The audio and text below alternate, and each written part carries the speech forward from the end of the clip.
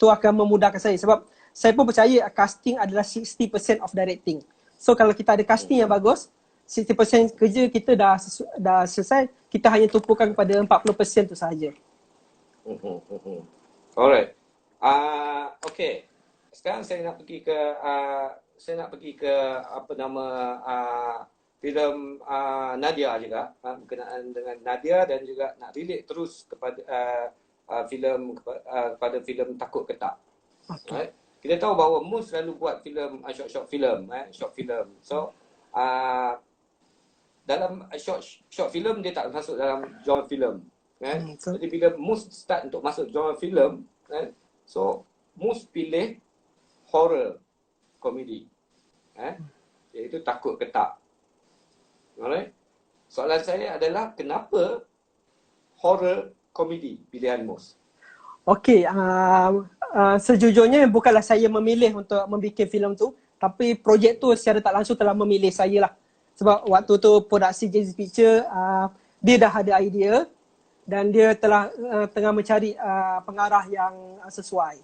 Kemudian saya pun bertemu dengan penerbitnya, penerbit Leonard. Kita jumpa, kita borak-borak dan kita rasa ada chemistry untuk saya carry. Dan kebetulan pula saya sebelum tu ada projek horror. So diorang nilai saya berdasarkan horror tu dan diorang rasa okey, Mus mungkin boleh buat horror komedi.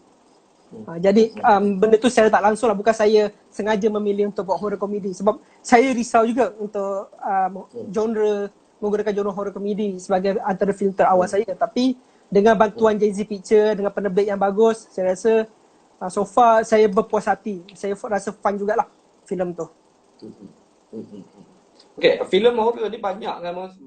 Kita kat Malaysia ni produce filem horror komedi, komedi aja ataupun action kan, ini dalam genre filem kita tengok antara semua ni kita tengok bahawa orang lebih suka filem horror kan, dan komedi. Ataupun campur antara dua-dua. Combo lah. Antara action dengan antara horror dengan komedi. Mus rasa kenapa filem-filem begini menjadi tarikan tontonan masyarakat kita? Okey. Pendapat saya sebab saya rasa penonton di Malaysia ni sukakan suatu bila mereka ke panggung mereka nak mendapat sesuatu yang lain yang mereka tak ada di luar. Sebab saya tak rasa banyak penonton yang tengok, saya rasa banyak penonton yang tengok filem tu secara realitinya dia adalah seorang yang mungkin penakut. Kalau jumpa hantu pun dia tak nak. So melalui panggung wayang lah dia dapat experience, pengalaman untuk melihat hantu. Dan mungkin panggung wayang juga dilihat sebagai satu bentuk ruang untuk escapism. Ya, dunia kan dunia susah, penat. Bila setengah orang tu masuk panggung, dia nak meringankan, nak ketawa. So yang saya rasa hal ni bukanlah kenapa penonton suka menonton filem seram dan komedi, tapi kenapa ramai producer suka membuat filem tu dan membuat filem sama. Jadi sebenarnya akhirnya penonton hujungnya tak ada ruang ataupun tak ada pilihan yang banyak. So bila dah terbiasa dengan tu, akhirnya mereka rasa itulah yang paling sesuai dengan dia.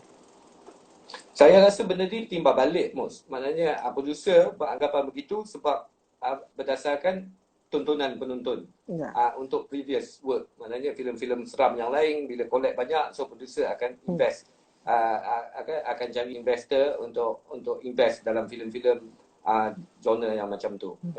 Tapi di sini waktu perbincangan dengan Bron hari tu, dia benda ni tak salah, maknanya okey, genre filem ni okey kan.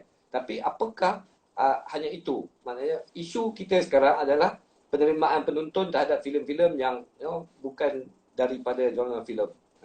Filem-filem yang filem-filem yang bercakap tentang society dia, filem-filem yang bercakap tentang sosiopolitiknya, filem-filem bercakap tentang culture-nya, filem-filem, banyak lagi filem-filem yang mempunyai suaranya sendiri. Dan kita tahu genre filem ni tak ada suaranya, tak ada statementnya sangat kan. Statementnya banyak lahir daripada filem-filem yang macam ni. So di sini Mus sebagai karyawan muda melihat macam mana untuk educate audience kita supaya lebih appreciate filem-filem yang bukan daripada genre filem? Okey, soalan ni saya rasa menarik sebab untuk educate kita punya para penonton ni bukannya sekadar kita perlu menghasilkan filem-filem yang baik. Kita juga harus membangunkan penonton, membudayakan penonton. So bila kita cakap macam apa tu membudayakan penonton, membangunkan penonton adalah kita boleh mulakan seawal sekolah lagi tentang literasi filem. Filem yang macam mana yang sebab saya percaya ramai penonton ni bila dia menonton dia tak tahu choice apa yang dia ada. So kalau kita contohlah contoh pada saya adalah membudayakan penonton adalah menganjurkan atau membuat acara-acara yang menonton filem dan kritikan filem, ulasan filem yang lebih saya rasa yang lebih senang diakses lah. Kita bermula pada tu sebab kita sendiri sebagai budaya pun kita tak mendidik betapa pentingnya seni dalam kehidupan. Bila kita tersangkut di awal usia tentang ketakperluan seni itu dalam kehidupan. So bila dah menginjak dewasa kita tak tahulah yang macam kita nak pilih apa yang lebih baik. So apa yang penting untuk menghasilkan filem baik dan mengajak penonton-penonton kita untuk menonton filem yang bagus adalah dengan membangunkan penonton itu sendiri. Bila kita cerita tentang membangunkan penonton adalah bukanlah kita buat filem sekarang lagi 3 tahun filem yang bagus, lagi 3 tahun ada 10 juta penonton akan datang. Tak. Proses ni agak lama. Dan yang pihak paling penting untuk main peranan dalam hal ni adalah pihak kerajaan lah. Dari segi pendidikan misalnya. Sebab melalui Kementerian Pendidikan lah, Kementerian Pelajaran. Ya. Diorang tak perlu pun ajar tentang filem apa yang bagus. Mungkin boleh bermula dengan lukisan. Macam mana nak appreciate lukisan, macam mana nak buat appreciate terhadap foto. Kemudian mereka akan belajar betapa pentingnya art dalam hidup lah. Okey Mus, tadi kita bercakap tentang soal membangunkan filem, maknanya membangunkan budaya menonton di kalangan masyarakat kita. Saya juga tengok Mus bergerak aktif dalam wayang Budiman. Ya, betul lah ya. Wayang Budiman sama juga seperti kita ada banyak macam wayang pungguk, kita ada wayang panggung, pantai, panggung pungguk, panggung pantai, panggung pantai. Kita ada gerakan komuniti filem yang terdiri daripada peminat filem ni, dia orang buat satu apresiasi filem mereka sendiri. Boleh Mus jelaskan tentang fungsi wayang Budiman ini? Fungsi wayang Budiman ini dan juga apakah wujudnya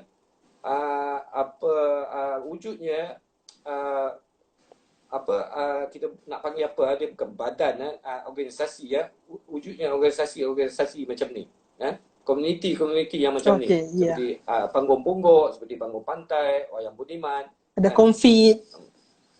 Jadi peranan dia orang, maknanya setakat ni yang Mus lihat, apakah apa yang dicapai oleh dia orang? Saya rasa peranan komuniti ni walaupun untuk masyarakat umum tak nampak, tapi untuk kita yang bergiat dalam bidang kreatif ni, saya rasa dia agak penting kerana saya ambil contoh sebagai wayang Budiman lah. Wayang Budiman adalah satu acara dianjurkan oleh Pusat Kajian dan Apresiasi Filem, di mana setiap hari Jumaat kita akan tayang filem. Selepas tu kita akan discuss tentang filem tu. Kita akan diskusi supaya orang yang tak tahu kenapa kita tayang filem ni, dan orang tu akan tahu, kenapa filem ni bagus, kenapa filem ni teruk. Kenapa filem ni diangkat pada satu waktu, kenapa filem pengarah ni diangkat. So itu salah satulah wayang Budiman anjurkan. Lepas tu kita ada komuniti-komuniti lain yang saya rasa fungsi-fungsi diorang ni penting untuk masyarakat supaya kita sama-sama dapat memberi satu apresiasi terhadap seni dan sama-sama membangunkan kecelikan sinema lah. Saya ambil contoh sebagai apa yang berlaku di Jogja. Saya kira di Jogja ada lebih berpuluh-puluh komuniti berkaitan sinema dan seni. So kalau kita tengok di Indonesia, sekarang ni banyak-banyak karyawan yang bagus lahir di Jogja daripada di Jakarta, sebab di Jogja tu telah wujud banyak komuniti seni, dan komuniti seni ni bukanlah komuniti macam organisasi sahaja. Festival filem pun kita boleh anggap satu komuniti. So di Jogja tu dia ada Jogja Netpack Film Festival, di mana setiap tahun dia akan jemput filmmaker luar akan datang, dia akan meraihkan para sinias di sekitar Indonesia. So secara tak langsung ramai filmmaker berkumpul di situ. So apa yang saya rasakan kita perlu, bukan kita perlu, apa yang saya rasakan kita boleh buat adalah dengan meraihkan komuniti lah. Kalau kita rasa government lambat nak buat, kita boleh gerakkan dengan komuniti. Kalau kita rasa atas lambat, kita mula pada bawah. So sekarang nampak peningkatan ni orang. Maknanya acara ni kan dah lama. So pemerhatianmu sendiri namanya ada penambahan, ada maksud abang di Jogja? No, macam apa nama Wayang Budiman ni. Okey, saya rasa agak menarik sebab tahun ni kita baru mengadakan Tamasya Wayang Budiman. Kita meraihkan ulang tahun ke-5. Selama 5 tahun kita bergerak aktif. So Wayang Budiman ni dicetuskan oleh Dr. Norman Yusof, pensyarah dan pekaji filem di UiTM, dan Azharul Azmi, pusat kajian. So selama 5 tahun tu mereka aktif buat ni, dan untuk hari tu kita jemput kita jemput pakar restorasi filem. So rupanya untuk appreciate filem ni kita bukan sekadar menonton saja. Rupanya ada banyak cara lagi. Ada satu segi kita boleh rasa kita ambil kira tentang peakiban restorasi filem. Filem lama yang kita restore semula supaya orang boleh tengok. Itu pun salah satu bentuk apresiasi yang kita tak ada di sini. Yang belum ada lagi. Betul. Digitalizekan benda tu kan. Ya, betul. Alright, tadi bercakap pasal Jogja. So maknanya kita, macam mana kita maknanya nak jadi macam tu, maknanya komuniti seperti di Jogja itu maknanya di sini. nak jadi. Okey, nak wujudkan Boleh ke tak boleh? Boleh ke tak boleh? Dia boleh, sebab saya rasa benda yang penting di Jogja tu asalnya sebab dia ada Gari Nugroho. Macam saya rasa macam abang dengan Bro Narito bincang tentang ada anchor, seorang yang kita semua dapat berpegang. Kalau di Malaysia ada seorang yang sudi, ada status seperti Garin dan studi membuat benda macam itu, saya rasa kita tak ada masalah. Dan saya rasa saya sangat optimis kita dalam masa 5 atau 10 tahun lagi kita tak ada masalah untuk buat macam itu. Kalau kita semua saling menyokong each other. Maknanya kita harus naik bersama, naik serentak. Macam hari tu dengan Bro kita cakap. Problem kita sekarang adalah sebab kita macam naik seorang-seorang, satu-satu. Dia hanya percikan. So dia tak ada pembakaran terbuka. Betul lah. Kita sokong lah each other. Biarlah orang cakap, alah kau tengok filem kawan, kita support sebab kawan, kita support sebab lokal. Saya rasa itu bukan masalah sebab bila kita punya community filem sendiri dah naik secara tak langsung dia mekar lah. Alright, okay.